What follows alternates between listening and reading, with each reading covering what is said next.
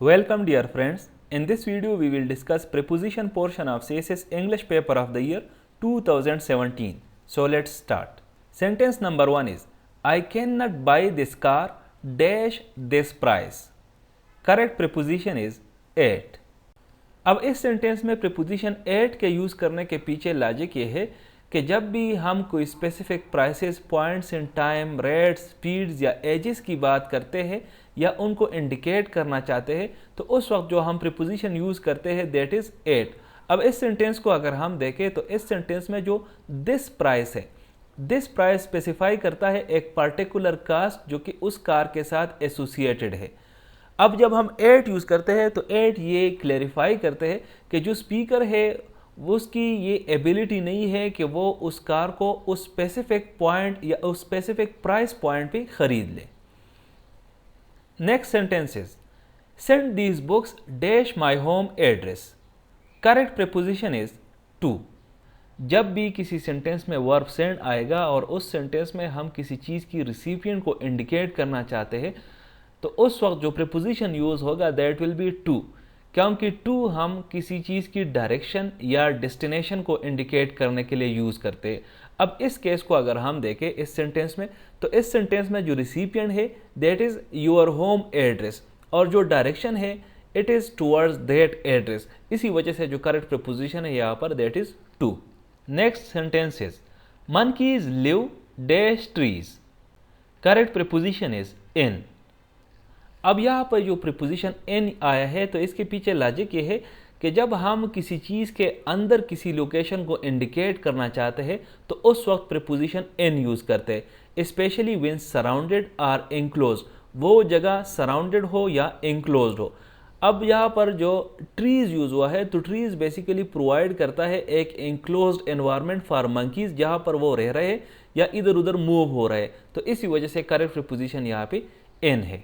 Next sentence is I said it dash his face.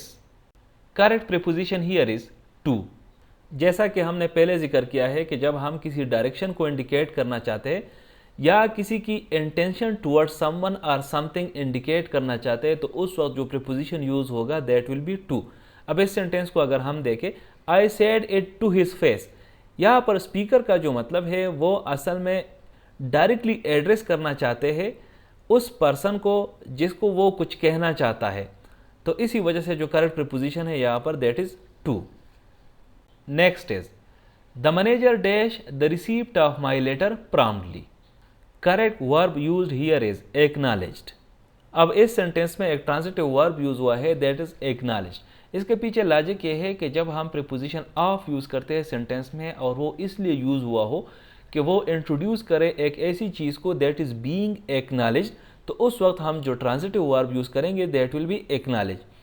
अब इस sentence के context को अगर हम देखें तो इस सेंटेंस में जो acknowledge as a transitive verb use हुआ है इसके मानी है कि इट रिक्वायर्स एन ऑब्जेक्ट जो कि इस केस में वो ऑब्जेक्ट है द रिसीव्ड। इसी वजह से यहाँ पर जो करेक्ट ट्रांजिटिव वर्ब बनती है एक्नॉलेज। क्योंकि यहाँ पर प्रीपोजिशन की बात चल रही है तो इसी वजह से यहाँ पर प्रीपोजिशन से रिलेटेड है कि एक्नॉलेज इसलिए यूज़ हुआ है कि प्रीपोजिशन ऑफ आया है इसके बाद, रिसीव्ड के बाद। Next is most foreign students don't like American coffee and dash. Correct preposition is neither do आई। अब यहाँ पे जो नीदर यूज़ हुआ है तो नीदर बेसिकली एक रिलेटिव कंजंक्शन है जिसके माने हैं नॉट आइदर। अब इस सेंटेंस के सेकंड क्लास में पैरेलल स्ट्रक्चर और एम्फसिस के लिए हमें चाहिए सब्जेक्ट वर्ब इन्वर्जन।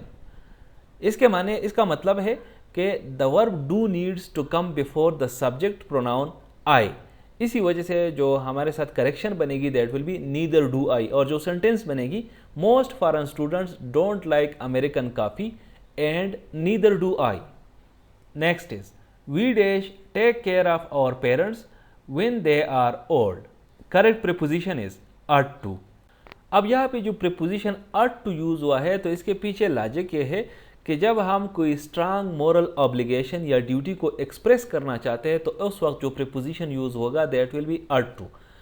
अब पेरेंट्स की ओल्ड एज में केयर रखना जो है ये एक मोरल ऑब्लिगेशन और ड्यूटी है, ये सिर्फ एडवाइजेबल नहीं है बल्कि एक मोरल ऑब्लिगेशन और ड्यूटी बन जाती है। तो इसी वजह से यहाँ पर जो करेक्ट प्रीपोजिशन आएगा that will B ought to। Thank you for watching this video. Stay blessed.